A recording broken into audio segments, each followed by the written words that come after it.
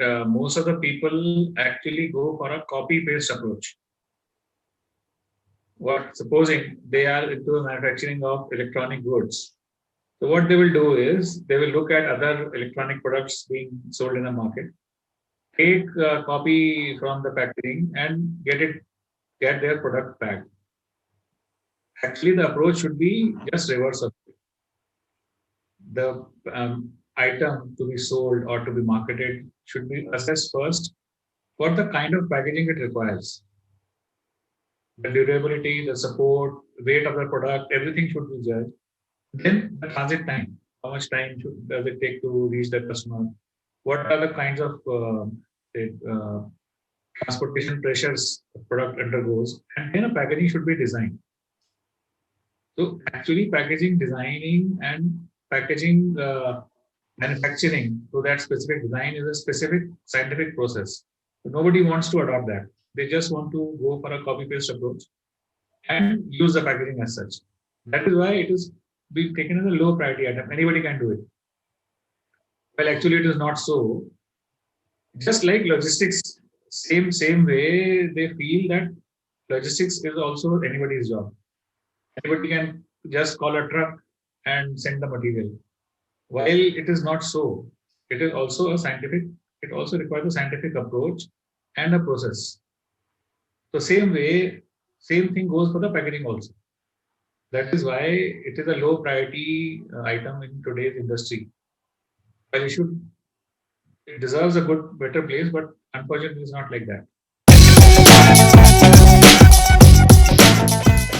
Actually, the primary packaging is defined as a packaging which comes directly into the contact with the product.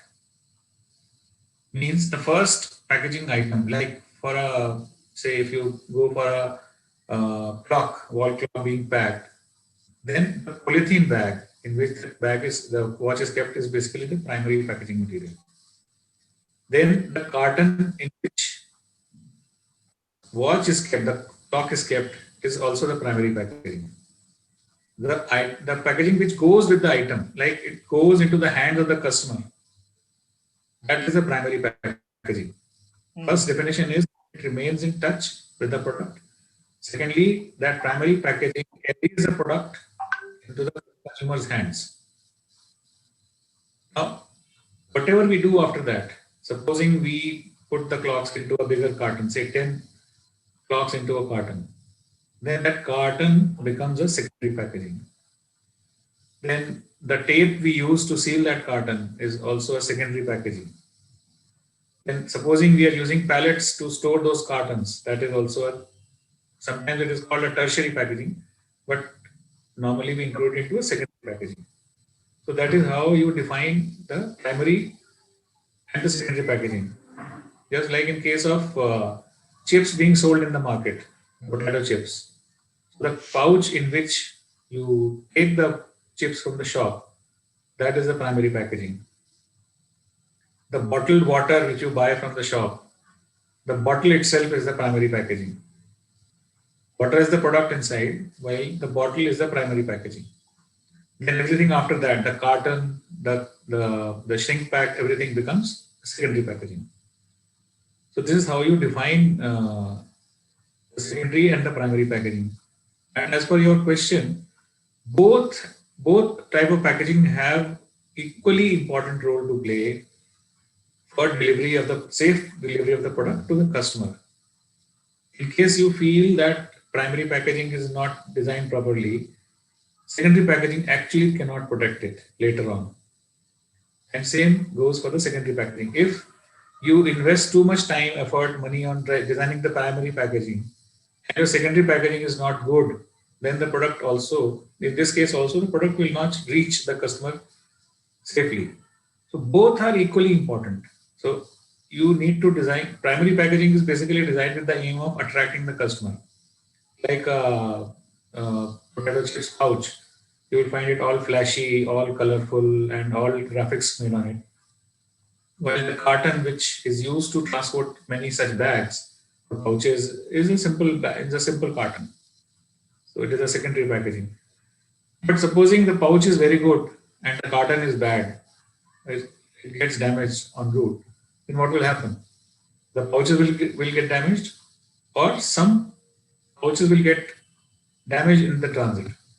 Ultimately, it will be a loss either to the producer or to the customer, either ways. So both have a very important and equal role to play for logistics onward. After it goes through a primary packaging, then it goes through a secondary packaging, and then ultimately the logistics comes in.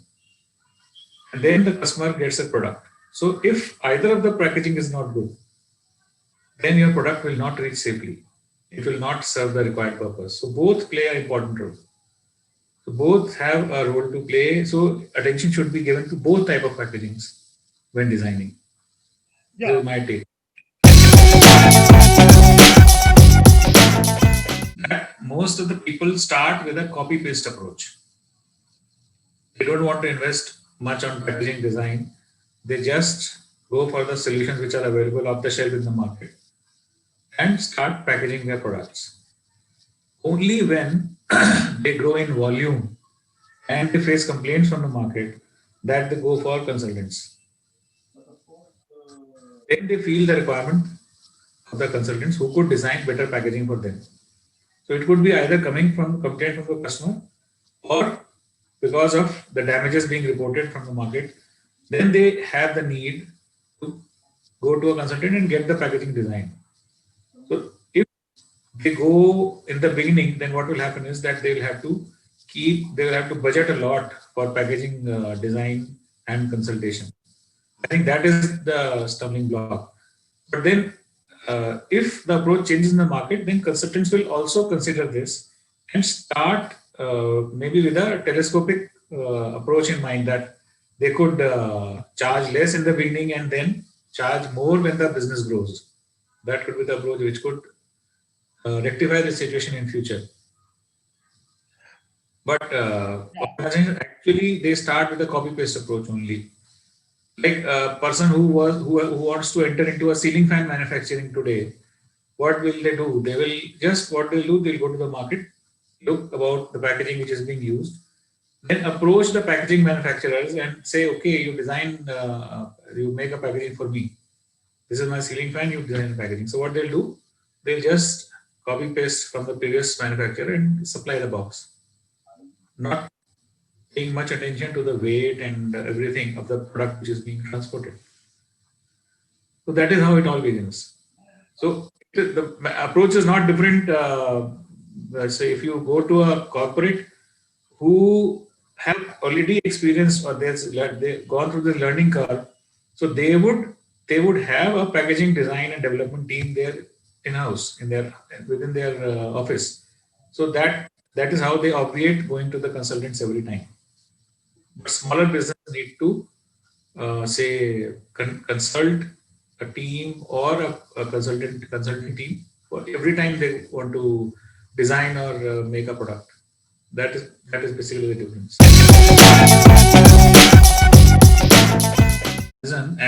Amazon or Flipkart or whoever are shipping the goods to the end consumer, actually they are compensating for the poor packaging which they receive they are compensating for the poor primary packaging. Means if I am say a vendor on the e-commerce side, my product is good, but my primary packaging is not well designed or is poor, then what will happen? Amazon will actually have to pack more on the secondary packaging side. They'll have to go for somewhat excessive packaging to give a better protection to the product. So that is why you will find some bubble packs, you will find some oversized cartons, you will find some extra tape being done. And sometimes it becomes annoying when you unpack actually a box from an e-commerce site, you find that the volume of the packaging which you receive is much more than the product itself. I agree with you. Yeah. So that is how these shippers actually are compensating for the poor primary packaging. That is why they tend to overpack. Plus, they also have another constraint is that they cannot keep in stock infinite number of boxes. Not make box to suit every product. So what they go for is a basic average size of the boxes, near about sizes, which they stock in their warehouses and the packaging centers. So what they do is they go for products. They don't actually each product before packaging. So they go for the nearest size, pack the product, and then what they do is they support the packaging through some damage like plastic bubbles or some paper, rough paper cuttings and all that. And then they send the product. So that is how they compensate for the poor primary packaging. That is why you find that their packaging is much more supportive to the product. See, the other thing which I've seen is, when you buy anything, any furniture from Urban Ladder or whatever it is, or even the huge, larger format televisions, these days, after delivery, they also say that if you would like to return the package, they are more than happy to take it back, part of a recycling process. There are two problems behind it. Firstly, most of the people have very small flats these days. They don't have space to store which they receive from the market. So if you ask me, I will also not like to store the big cartons which I receive with the furniture. So if I get to return it and the seller uses it to pack the next furniture, recycles it, then it is much more better. We are actually using lot less paper and doing a favor to the environmental cause. Recycling of the packaging is much better. So if they are taking this step, it is much better and welcome step. Packaging is emerging as a good profession these days, and many students are taking up courses at institutes like IIP and some other institutes which have started courses in packaging. But still, lot of packaging study happens on the shop floor in the factory which is using the packaging. So most of the people are actually learning the packaging there, which is specific to a product. So if you compare it with the profession of a lawyer, so an expert lawyer will be the person who is undertaking the LLB course and specialize in some area and then practice for some time, and he can handle cases of any type. Now, if a person who's learned legal while being on the job, by going through the document, he will have only a specific knowledge. He will read the text and give only half-baked opinion. Same way is with packaging also. If there is a packaging professional who has studied packaging, who is technically competent to say, design a packaging, primary or secondary, whatever, will have a better control over the product specifications as compared to a person who's just learning the ropes from the job. He knows that there's a packaging is required, and he would know that if he is in the factory of producing chips, then he would be focusing only on packaging of chips. He will not be able to guide any person on the packaging of electronic goods or electrical goods. He'll have to relearn everything. So that is how the packaging is going on. So, but normally a person moves laterally into an industry. Supposing if there's a person who's into electrical goods manufacturing, normally he would find next job in the electrical goods industry itself. So his packaging learning and skills will also get transferred to that industry. But if there's a person who's studied packaging full time from an institute like Indian Institute of Packaging, then what will have? He can adapt to any kind of industry. He would be able to guide any industry for their packaging needs. So that is why we require more and more people to come and study and learn packaging and couple it with their study of logistics, so that actually the damages, the large scale damages and problems which we face in the products reaching the customer will gradually get it will be getting diminished over time. About the curriculum which we have for our courses, basically you can say it is a program which can be finished in about 4 to 6 weeks. So we start with telling them the basics of packaging. Like if you go to the nature, the products which are available in nature have the best packaging. Like if you see the pineapple, the product inside, the packaging is beautiful. If you pick any fruit or any vegetable, they have their own packaging.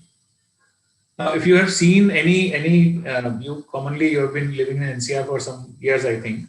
So if you go around during this season, you will find a lot of tractor trolleys full with cabbages being transported. Sorry, cauliflowers, Yeah, gobi. yeah, yeah. And if you see, they have a height of around about 6-7 feet or maybe more, and then a simple rope is tying that whole lot. Not a single piece is falling on rope. So we draw their attention of the candidates to the packaging requirements. So a considerable time is spent on this. Then we come to the primary and secondary packaging that briefly I explained in the beginning. So then they are taken through the concepts of primary and secondary packaging. Then we focus on the materials being used for primary and secondary packaging. Like today, plastics are being used, laminates, printed laminates, type of films which are being used to pack the products. Then we go to the cartons, the paper sources, and how it is manufactured, what is the manufacturing process of the cartons. And then we take real life examples of products in the market and teach them how that product and their packaging has been matched. So this complete cycle we take them through, and then this is finished by having a practical. They are required to design some boxes and some packaging for a specific product. Then it is practically demonstrated to them that how they have contributed to making that product safer. So this is the whole cycle of the packaging learning. Because when they come to us, they are not having a basic idea of packaging. They have seen the products in the market, but they are not knowing how important is packaging for the product, how packaging can be designed or created.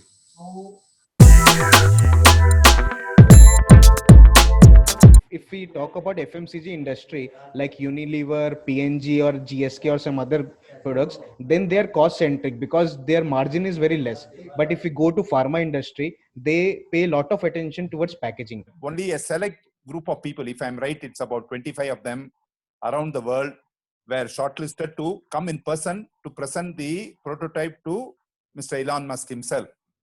And this team from IIT Chennai was the only participant from India.